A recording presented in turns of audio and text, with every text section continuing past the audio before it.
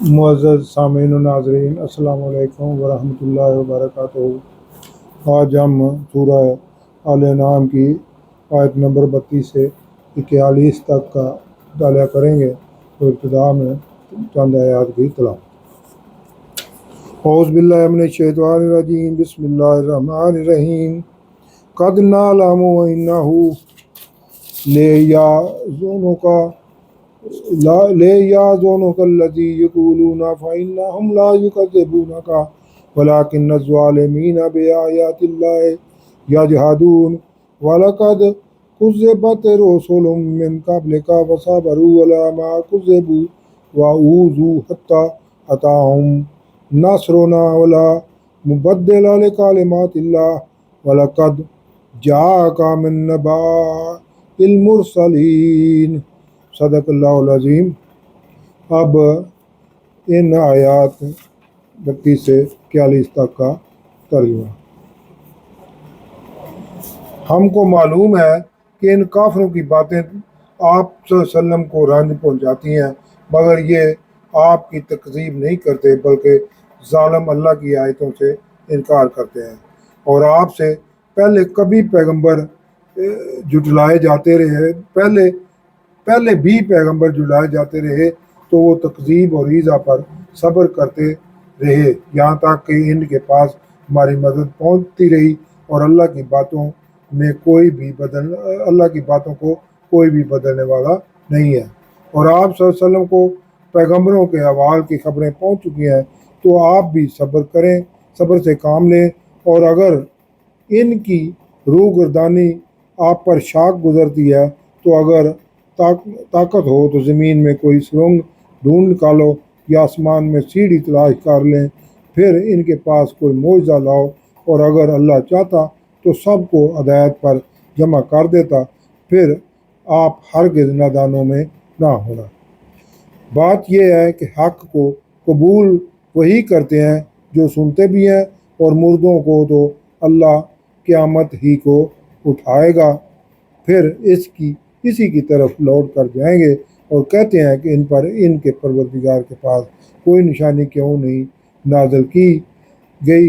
کہہ دیں کہ اللہ نشانی اتارنے پر قادر ہے، لیکن اگر اکثر لوگ نہیں جانتے۔ اور زمین میں جو چلنے پھرنے والا حیوان یا دو پروں سے اڑنے والا جانور ہے، ان کی بھی تم لوگوں کی طرح جماعتیں ہیں۔ ہم نے کتاب یعنی لوح محفوظ میں کسی چیز کے لکھنے میں کوتاہی نہیں کی، پھر سب اپنے پروردگار کی طرف جمع کیے جائیں گے۔ اور جن لوگوں نے ہماری آیات کو جھٹلایا وہ بہرے اور گونگے ہیں، اس کے علاوہ اندھیرے میں پڑے ہوئے، جس کو اللہ چاہے گمراہ کر دے اور جسے چاہے سیدھے راستے پر چلا دے۔ کہیں کافرو، بھلا دیکھو تو اگر تم پر اللہ کا عذاب آ جائے یا قیامت موجود ہو تو کیا تم ایسی حالت میں اللہ کے سوا کسی اور کو پکارو گے؟ اگر سچے ہو تو بتاؤ۔ بلکہ مصیبت کے وقت تم اسی کو پکارتے ہو، تو جس دکھ کے لیے اسے پکارتے ہو وہ اگر چاہتا ہے تو اس کو دور کر دیتا ہے، اور جن کو تم شریک بناتے ہو اس وقت انہیں بھول جاتے ہو۔ یہ ان آیات کا 41 تک کی آیات کا ترجمہ تھا۔ اب انہی آیات کی تفسیر النور۔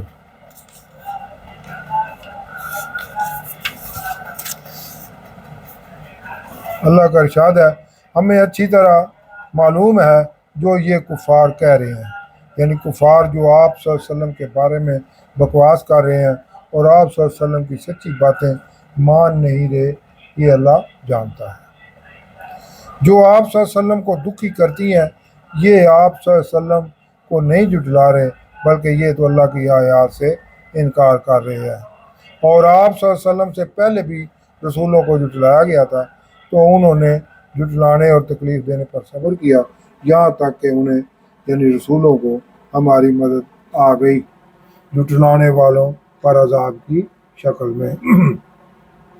اور اللہ کے ان کلمات یعنی دستور کو بدلنے والا کوئی نہیں ہے، یعنی اگر یہ کفار مکہ بھی باز نہ آئے تو ان پر بھی عذاب کا کوڑا پہلی گمراہ امتوں کی طرح برسا دیا جائے گا۔ اور آپ صلی اللہ علیہ وسلم کے پاس رسولوں کی خبریں آ چکی ہیں، تو آپ صلی اللہ علیہ وسلم رنجیدہ کیوں ہو رہے ہیں؟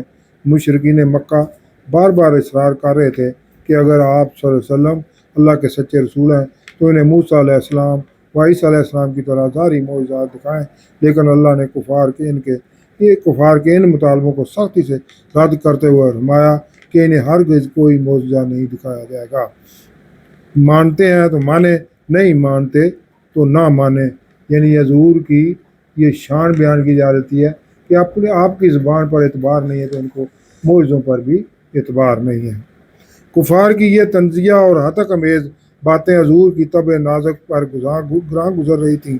اللہ فرماتا ہے کہ اگر ان کفار کا منہ پھیرنا مطالبہ نہ پورا ہونے پر آپ صلی اللہ علیہ وسلم پر شاک گزرا ہے، تو اگر آپ صلی اللہ علیہ وسلم میں طاقت ہے کہ زمین میں کوئی سرنگ تلاش کر لیں یا آسمان پر کوئی سیڑھی نکالیں اور پھر ان کے لیے ان کا مطالبہ پورا کرنے کے لیے کوئی نشانی یعنی معجزہ لے آئیں تو کہاں سے لا سکیں گے، کیونکہ اللہ کا یہ اٹل فیصلہ ہے کہ ان مشرکین کو کوئی معجزہ نہیں دکھایا جائے گا۔ آپ صلی اللہ علیہ وسلم کا کام صرف اور صرف ان کفار تک اللہ کا پیغام واضح طریقے سے پہنچا دینا ہے، نہ کہ ان کے فضول مطالبات پورے کرنے ہیں۔ اور آپ صلی اللہ علیہ وسلم طمع رکھیں کہ یہ کفار معجزات دے کر شاید مسلمان ہو جائیں۔ اگر معجزات ان کو دکھا بھی دیے جائیں تب بھی انہوں نے دوسری قوموں کی طرح کہنا ہے کہ یہ ایک کھلا جادو ہے۔ حضور صلی اللہ علیہ وسلم کو یہ سب باتیں بتانے اور منع کرنے کا مقصد یہ تھا کہ اگر آپ صلی اللہ علیہ وسلم نے انہیں کوئی معجزہ دکھایا اور ان کفار نے ان کو جھٹلا دیا تو دوسری قوموں کی طرح ان پر بھی عذاب نازل ہو جائے گا اور یہ پوری کی پوری قوم صفحہ ہستی سے مٹا دی جائے گی، جبکہ اللہ نے آپ صلی اللہ علیہ وسلم کی نبوت اور آپ صلی اللہ علیہ وسلم کی امت کو قیامت تک قائم رکھنا ہے۔ آج نہیں تو کل یہ ایمان لے آئیں گے۔ مزید یہ کہ حضور صلی اللہ علیہ وسلم کو اسی لیے اللہ نے منع فرمایا کہ یہ عذاب لانے کی کالک تو میں نے باطل طاقتوں کے منہوں پر ملنی ہے، جبکہ آپ صلی اللہ علیہ وسلم تو رحمت للعالمین ہے۔